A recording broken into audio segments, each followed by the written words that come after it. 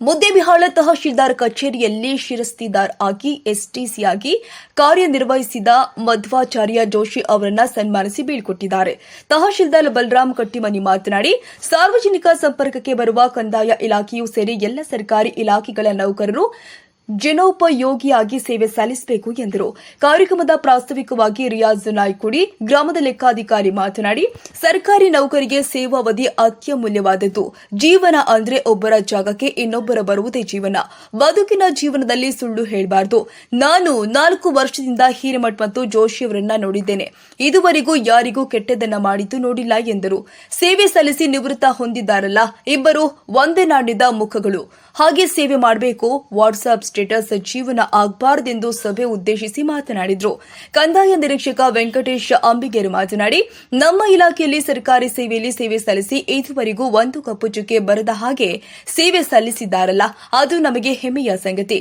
ಜೊತೆಗೆ ಸಂತೃಪ್ತಿ ಜೀವನ ಸೇವಾವಧಿ ಸಲ್ಲಿಸಿದ್ದಾರೆ ಎಂದು ಹೇಳಿದ್ದಾರೆ. ಬಯೋದು ಹೇಳೋರು ಯಾವುದೂ ಕೆಟ್ಟದ್ದು ಮಾಡಲ್ಲ. ಯಾರು ನಮ್ಮ ಜೊತೆನೆ ಇದ್ದು ನಮ್ಮದು ಎಲ್ಲ ಬೇರೆ ಕಡೆ ಹೋಗಿ ಹೇಳುತ್ತಾರೆ, ಅವರೇ ನಮ್ಮ ಬೆನ್ನಿಗೆ ಚೂರಿ ಹಾಕುತ್ತಾರೆ ಎಂದರು. ಸರ್ಕಾರಿ ಇಲಾಖೆಯಲ್ಲಿ ಸರ್ಕಾರಿ ನೌಕರಿ ಮಾಡ್ತಿದ್ದೀವಿ ಅಂದ್ರೆ ಜಾತೀಯತೆ ಇರಬಾರದು. ಅವನು ಶ್ರೀಮಂತ ಬಡವರು ಎನ್ನುವ ಭಾವನೆ ನಮ್ಮಲ್ಲಿ ಇರಬಾರದು. ನಾವು ಕೆಲಸ ಮಾಡುವ ವ್ಯವಸ್ಥೆಯಲ್ಲಿ ಜಾತಿ ಧರ್ಮ ತರಬೇಡಿ. ನಾವು ಜಾತಿ ಧರ್ಮ ಎಂದು ಸೇವೆ ಮಾಡಿದ್ರೆ ನಮ್ಮಂತರ ನಾಲಾಯಕರು ಯಾರೂ ಇಲ್ಲ ಎಂದರು. ನಾನು ಬಂದು ನಾನು ನೀವು ರಜೆ ಆಯಿತು ಸಂತೋಷ. ಪಾಪ ಅವರಿಗೆ ಆರೋಗ್ಯವಾಗಿದ್ದಾರೆ, ಅದು ನಮಗೆ ಸಂತೋಷ. ಹಿರೇಮಠ್ ಮೇಡಮ್ ನಾನು ಬಂದು ಜಾಯ್ನ್ ಆದ 1 ದಿನದಾಗೆ ಮಾಡ್ಕೊಡೋದು. ಮೇಡಮ್ ಅವ್ರು ಇಲ್ಲಿ ಟ್ರಾನ್ಸ್ಪೋರ್ಟ್ ಕ್ಲೀನ್ ಮಾಡ್ಬಿಟ್ಟು ಸರ್ ನೀವು ಸಿಗ್ಲಿ, ಬಟ್ ನಾನು ಮಾಡೋಕ್ಕೆ ಬರೋಂಗಿಲ್ಲ. ಅವರು ಶಿರಸ್ತಾರ ಇದ್ದಾರೆ. ಯಾಕಂದರೆ ಯಾರೋ ಮದುವೆ ಆಟೋಮೆಟಿಕ್ಲಿ ರಿಲೀವ್ ಆಗಲಿಲ್ಲ. ಮತ್ತು ಅವರು ಆಸೆ ಮತ್ತೆ ಸಿಂಗಿ ಮತ್ತೆ ಇಲ್ಲಿಗೆ ಆಯಿತು. ಮತ್ತು ನಾವು ಅವ್ರು ಸೇಮ್ ಕೆಲಸ ಮಾಡ್ತೀವಿ ಇಲ್ಲಿವರೆಗೆ. ಅವ್ರು ನಿನ್ನೆ ಯಾರು ನಮಗೂ ತುಂಬ ತುಂಬ ಕಲಾವಿದರೊಂದಿಗೆ ಒಳ್ಳೆ ಪ್ರೀತಿಯಿಂದ ಕೆಲಸ ಮಾಡಿಸ್ತಿದ್ರು. ಹಾಗೆ ಏನಾಗ್ತದೆ 2 ದಿನಕ್ಕೆ 2 ಪೇಪರ್ ಬರ್ತಿತ್ತು. ಆ 2 ಪೇಪರ್ ಪೆಂಡಿಂಗ್. ಆ 2 ಪೇಪರ್ ನೀವು ಅವತ್ತಿನ ಪೆಂಡಿಂಗ್ ಆಗಿದೆ. ಎಲ್ಲ ಆನ್ಲೈನ್ ಸಿಸ್ಟಮ್ ಇದೆ, ತುಂಬ ಈಸಿ ಆಯಿತು. ಮೊದಲಿಗಿಂತ ಬೇರೆ ಬೇರೆ ನೋಟ್ಶೀಟ್ ಬರೆಯೋದು, ಮೊದಲು ಆಮೇಲೆ ಬರೆಯೋದು, ಆಮೇಲೆ ಬೇರೆ ಬರೆಯೋದು 3-4 ಸಲ ಪ್ರಿಂಟಿಂಗ್. ಈಗ 1 ಸಲ ಮಾಡಿದರೆ 1 ಸಲ ಪ್ರಿಂಟ್ ಈ ಆಫೀಸ್ ಅದನ್ನು ಮಾಡೋಕ್ಕೆ ಕಷ್ಟಪಡ್ತಾರೆ. ಅದಕ್ಕೆ ಹೆಣ್ಮಕ್ಳ ಸಂಖ್ಯೆ ಜಾಸ್ತಿ ನಮ್ಮ ಉದ್ಯೋಗಗಳು ಭಾಳ ಜೊತೆಗಿದೆ. ಹೆಣ್ಮಕ್ಳದೇ ಆಫೀಸ್ ಇದೆ. ಹೆಣ್ಮಕ್ಳು 3 ಜನ ಇದ್ದಾರೆ ಅಷ್ಟೇ. ಅದಕ್ಕೆ ನೀವೇ ಎಲ್ಲ ಈ ಮೇಡಮ್ ಹೇಳಿದ್ರು. ಮೇಡಮ್ ಅವ್ರ ಸೀನಿಯರ್ ಅನ್ನೋರು ಎಲ್ಲ ಇದೆ ಹಿರಿಯರು ಗೈಡ್ ಮಾಡಿ. ವಿಸಿಟ್ ಬಂದಾಗ ನಾವು ಸ್ವಲ್ಪ ಶಿಫ್ಟ್ ಮಾಡ್ತಿರ್ತೀವಿ ಅಂತ ಯಾಕೆ ಹೇಳಿದ್ರು. ಅದು ಸಹಜ ಜೋಶಿಯವರು ಒಂದು 2019 ಇಂದ ಪರಿಚಯ. ಅವಾಗ ಬೇರೆ ಡಿಪಾರ್ಟ್ಮೆಂಟ್ ನಮ್ಮ ಮನಸ್ಸಾಗಿ ಇಲ್ಲಿ ಬಂದರು. ನೆಕ್ಸ್ಟ್ ಏನೈತಿ, ಬಟ್ ಜೋಶಿಯವ್ರ ಒಂದು ಸ್ವಭಾವ ಹೇಳ್ತೀನಿ, ಯಾವತ್ತೂ ಕೂಡ ಯಾರಿಗೂ ಕೂಡ ಎದುರು ನಿಂತು ಸರ್ ಆಯ್ತು ನನಗೆ ಇಲೆಕ್ಷನ್ ತೊಗೊಂಡೆ, ನನ್ನ ಕೈಯಾಗ ಹೋಗಿ ಅಸಿಸ್ಟೆಂಟ್ ಅಂತ ಆಯಿತು. MP ಎಲೆಕ್ಷನ್ ಇದೆ 2019 MP ಎಲೆಕ್ಷನ್. ಜೋಶಿಯವ್ರು ಅದನ್ನು ಮಾಡ್ಕೊಂಡು ಸರ್ ಆಯ್ತು ಸರ್ ನಾನು ಮಾಡ್ತೀನಿ, ಇದು ಆಗಲ್ಲ ಸರ್ ಅಂತ ಮಾತೇ ಇದೆ. ಒಂದು ಒಳ್ಳೆಯ ವ್ಯಕ್ತಿತ್ವರು. ಪಾಪ ಅವ್ರಿಗೆ ಇವತ್ತು ಇದು ಇನ್ನೊಂದು ಹೇಳ್ತೀನಿ, ಶರೀರ ಧರ್ಮ ಅನ್ನೋದಕ್ಕೆ ನಾನು ತಿಳ್ಕೊಳ್ಳೋದು ಹೇಳ್ತೀನಿ, ಆಧ್ಯಾತ್ಮಿಕವಾಗಿ ಹೇಳ್ತೀನಿ. ಏನೂ ಚಟ ಮಾಡಿಲ್ಲ ನನ್ನ ಕುಂಬಳು. ಅವರು 7 ವರ್ಷ ಒಂದೇ ಸೈಡ್ಗೆ ಒಂದೇ ಮನೆ ಪುಸ್ತಕ ಕೊಡ್ತೀನಿ ಬರ್ಕೊಂಡಿದ್ರೆ ಎಲ್ಲ ಮೈಯೆಲ್ಲ ಎದ್ದು ಕೂತವರು.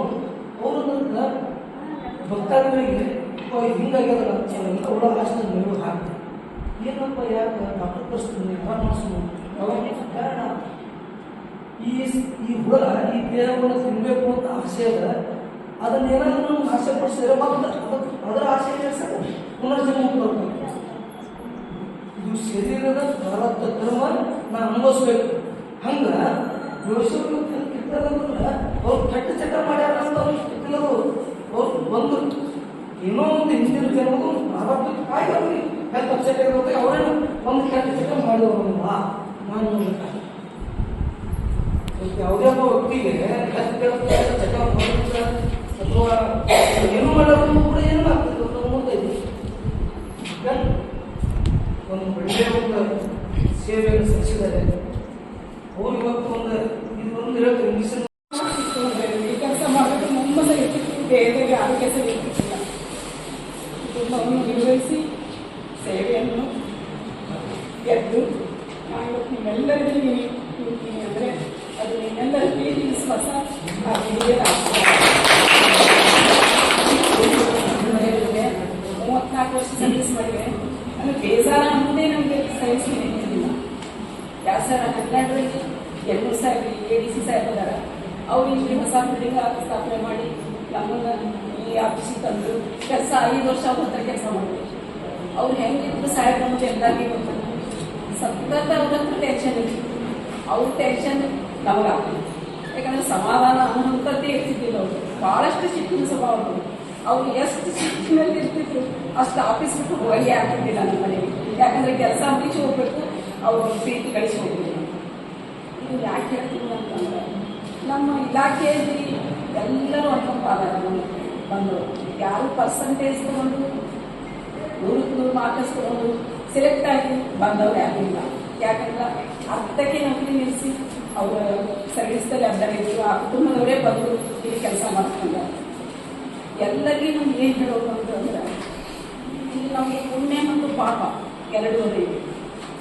ಜನಸೇವೆ ಜನಾರ್ದನ ಸೇವೆ ಕಂದಾಯ ಇಲಾಖೆ ನಮ್ಮ ತಂದೆಯವರು ಹೇಳ್ತಿದ್ರು, ಇಲ್ಲಿ ನಾವು ಏನು ಕೆಲಸ ಮಾಡ್ತೀವಿ ಅದನ್ನ ನಾವು ತೊಗೊಂಡು ಹೋಗ್ತೀವಿ ಮನೆಗೆ ಅಂತ. ಅದು ಏನು ತೊಗೊಂಡು ಹೋಗ್ತೀವಿ ಅಂದ್ರೆ ಪುಣ್ಯ ತೊಗೊಂಡು ಹೋದೀವಿ ಅಂದ್ರೆ ಅದು ಮುಂದೆ ನಮ್ಗೆ ದಾರಿದ್ದಿ ಪಾಪ ತೊಗೊಂಡು ಹೋದೀವಿ ಅಂದ್ರೆ ನಾವು ಅದನ್ನೂ ಇಲ್ಲೇ ಅನ್ಭವಿಸೋದು. ಮತ್ತೊಂದು ಜಾಗ ನಮಗೆ ಇಲ್ಲ.